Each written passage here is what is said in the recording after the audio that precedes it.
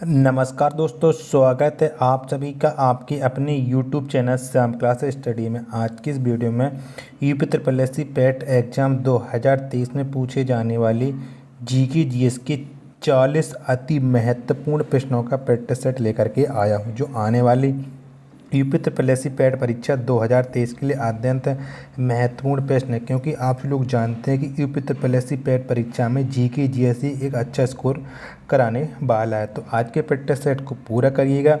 Practice set पूरा करने के बाद आपको अपना स्कोर कमेंट बॉक्स में शेयर करना और बताना है कि आपने हमारे इस प्रैक्टिस सेट में 40 में से कितने प्रश्न सही किए हैं। और इस वीडियो का टारगेट है मात्र 100 लाइक का, तो आप ही लोग इस टारगेट को ज़रूर पूरा करा देना। बहुत ज़्यादा टारगेट नहीं दिया मैंने, आपको बस 100 लाइक का दिया है, जो जल्दी से जल्दी पूरा हो जाएगा। और प्रैक्टिस सेट को आप अपने सभी छोटे भाई बहनों के पास ज़रूर शेयर कर देना, जिससे वो भी लोग प्रैक्टिस सेट को लगाएं और उन लोगों को भी अपनी तैयारी का पता लग पाए कि उनकी तैयारी यूपी पुलिस परीक्षा 2023 के लिए कितनी हुई है। प्रैक्टिस सेट पसंद आता है तो वीडियो को लाइक, कमेंट, चैनल को सब्सक्राइब करना न भूल। इससे पहले मैं यूपी ट्रिपल एस सी पेट परीक्षा के लिए जीके जीएस के 9 प्रैक्टिस सेट अपलोड कर चुका हूं। अगर आपने वो अभी तक नहीं देखे तो सारे प्रैक्टिस सेट आपको प्ले लिस्ट मिल जाएंगे, वहाँ से जाकर के आप एक एक करके सभी प्रैक्टिस सेट लगा सकते हैं और अपनी तैयारी को चेक कर सकते हैं। तो चलिए शुरू करते हैं। तो पहला क्वेश्चन है आपके सामने कि नागरिक अधिकार आंदोलन किस वर्ष शुरू हुआ था। तो कब शुरू हुआ था नागरिक अधिकार आंदोलन, ये आपको बताना है। तो कब हुआ था, तो नागरिक अधिकार आंदोलन शुरू हुआ था 1955 में। कब? 1955 में हुआ था नागरिक अधिकार आंदोलन शुरू। ऑप्शन नंबर ए इसका राइट आंसर हो जाएगा। अगला प्रश्न है आपके सामने कि अनब्रेकेबल पुस्तक के लेखक कौन है। तो कौन है इस पुस्तक के लेखक, ये आपको बताना है। तो अनब्रेकेबल पुस्तक की लेखक है मैरी कॉम। कौन सी है? मैरी कॉम है अनब्रेकेबल पुस्तक के लेखक का। ऑप्शन नंबर सी इसका राइट आंसर हो जाएगा।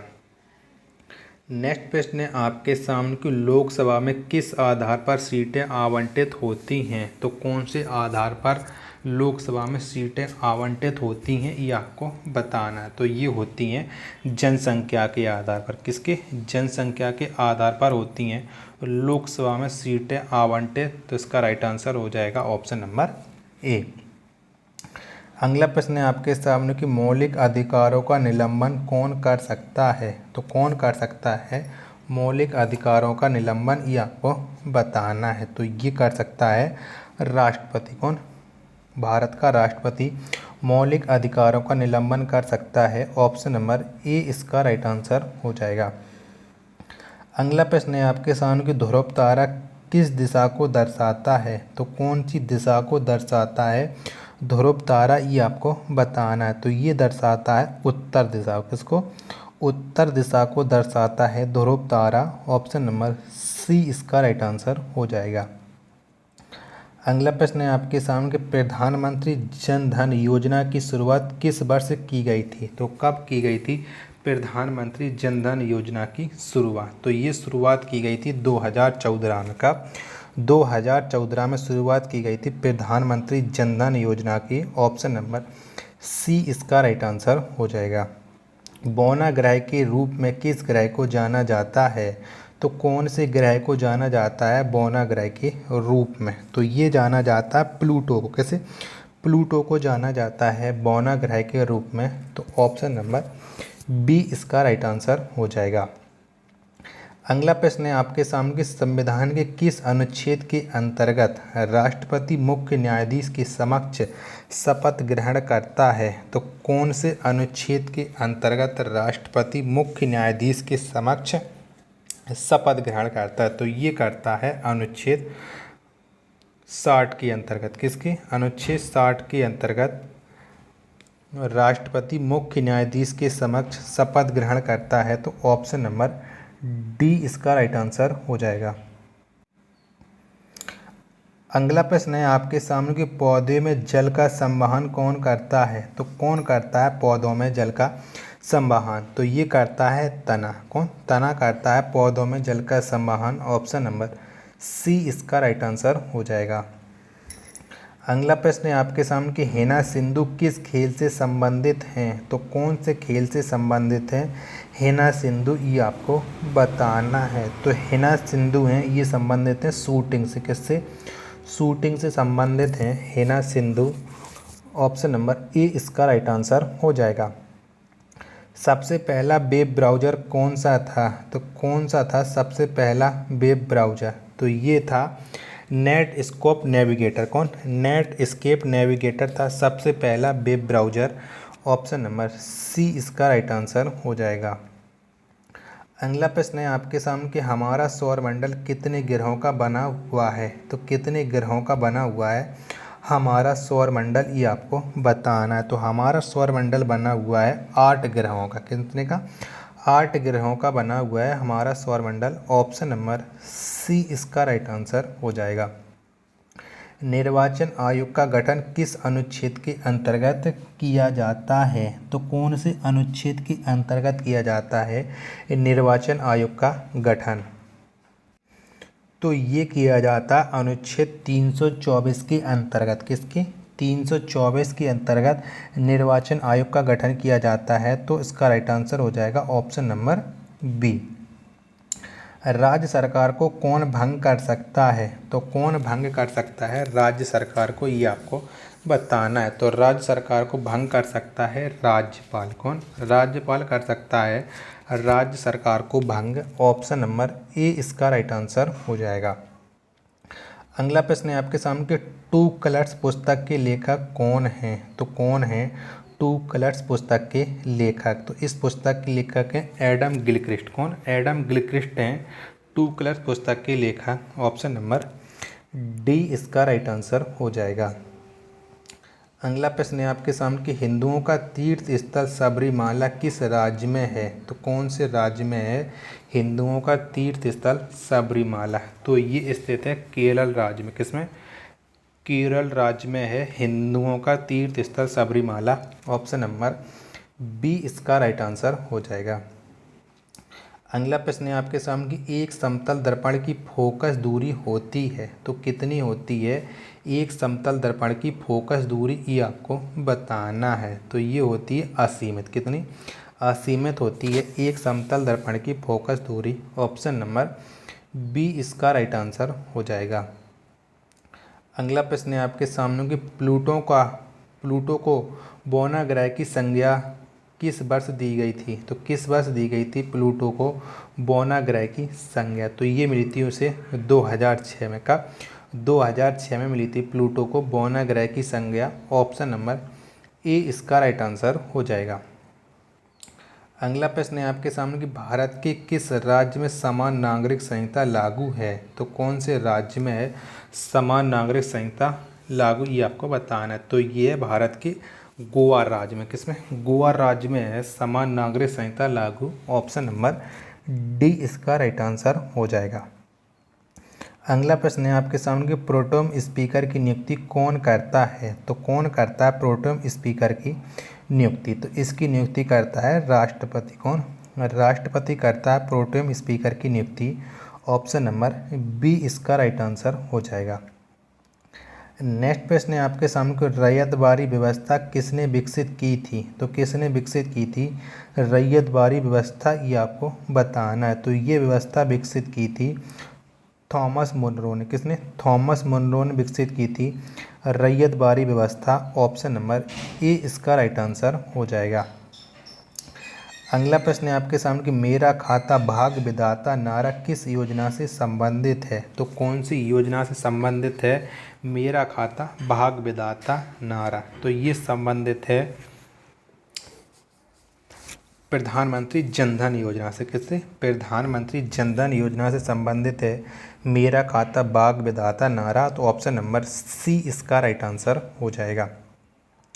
अगला प्रश्न है आपके सामने कि जिप्सम को गर्म करने पर क्या प्राप्त होता है, तो क्या प्राप्त होता है जिप्सम को गर्म करने पर, तो प्लास्टर ऑफ पेरिस। कौन, प्लास्टर ऑफ पेरिस प्राप्त होता है जिप्सम को गर्म करने पर। तो ऑप्शन नंबर ए इसका राइट आंसर हो जाएगा। अगला प्रश्न है आपके सामने कि प्राचीन भारत में लोगों को कितने वर्णों में विभाजित किया गया था, तो कितने वर्णों में विभाजित किया गया था प्राचीन समय में भारत के लोगों को, तो ये किया गया था 4 वर्णों में। कितने? 4 वर्णों में विभाजित किया गया था प्राचीन समय में भारत को। ऑप्शन नंबर डी इसका राइट आंसर हो जाएगा।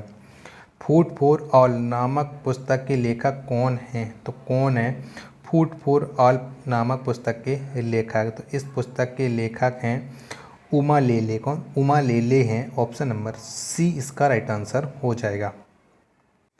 अगला प्रश्न है आपके सामने की तरल अवस्था में पाई जाने वाली धातु कौन सी है? तो कौन सी धातु है जो तरल अवस्था में पाई जाती है? तो ये पाई जाती है पारा। कौन? पारा पाई जाती है तरल अवस्था में। ऑप्शन नंबर बी इसका राइट आंसर हो जाएगा। साइमन कमीशन भारत किस वर्ष आया था? तो किस वर्ष भारत आया था साइमन कमीशन, ये आपको बताना है। तो साइमन कमीशन भारत आया था 1927 में। कब? 1927 में आया था। ऑप्शन नंबर सी इसका राइट आंसर हो जाएगा। त्रिज्यीय नियम का प्रतिपादन किसने किया था?